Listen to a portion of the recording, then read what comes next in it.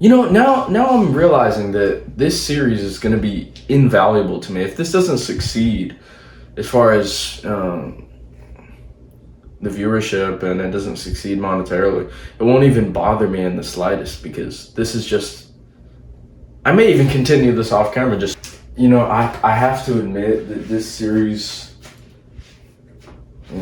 its genesis is to a degree selfish, because I have these ideas that that occur to me, and then I think to myself, well, what does that mean? Like, is that even coherent? Is it a good idea? I'm spilling coffee on myself. I'm a little nervous. First video, not gonna lie. Anyways, so I figured what I'll do is I have this compendium here of my best ideas. I don't know, it's on this app. It's not very popular. It's called Twitter. You might have heard of it. Anyways, so what I'm gonna do in this series is I'm gonna take one of my tweets and I'm gonna try to expound upon it. And if I find anything valuable, good for me.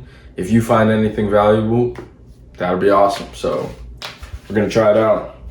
Okay. Okay, so this one right here. This is to a degree kind of sassy, and I hope it didn't come across too sassy. It seems kind of silly in that way, but I say, I won't argue any longer, I'll just show you.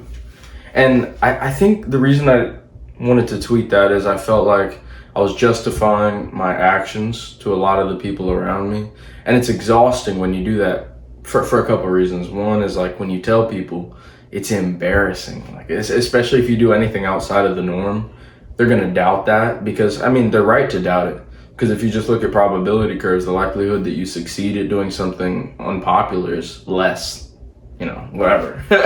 So if you propose this unorthodox way of thinking or pursuit to somebody, they may say, that's probably not gonna work. And for one, that, and they know that the probability of your success is low. So you kind of already feel, vulnerable about it, and then they throw a shade on you to boot, and it just, it makes it hard to keep your peace of mind. But I guess when you do unorthodox things, when you push boundaries, you're not supposed to be at peace, really. Anyways, so, So really what I'm doing there is I'm being my own counselor. It's like I'm sitting across with my notepad out, taking notes, basically suggesting to myself that, pursue it anyway. Even though you may feel uncertain about its outcome, even though you may be concerned that failure is more likely than success, you have to pursue it.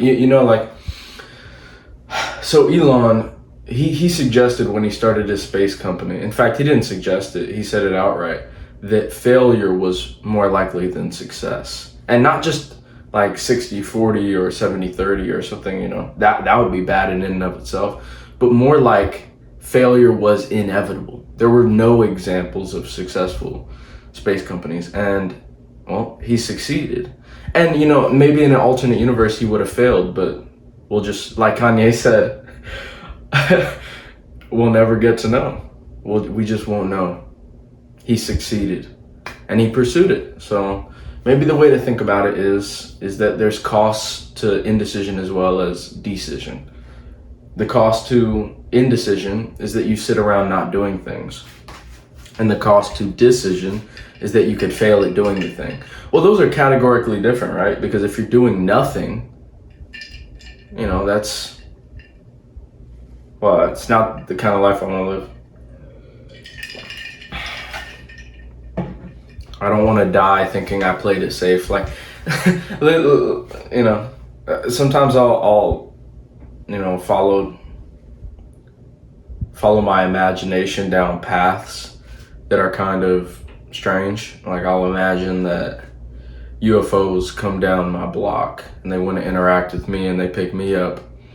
However, they add this stipulation. They say, well, Isaiah, you can come along. However,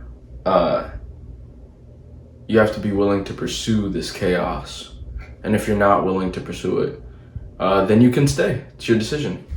And if you do pursue the chaos, well, just like the Matrix, you'll go down the rabbit hole. You'll see things that disturb you, that are perverse, that are scary.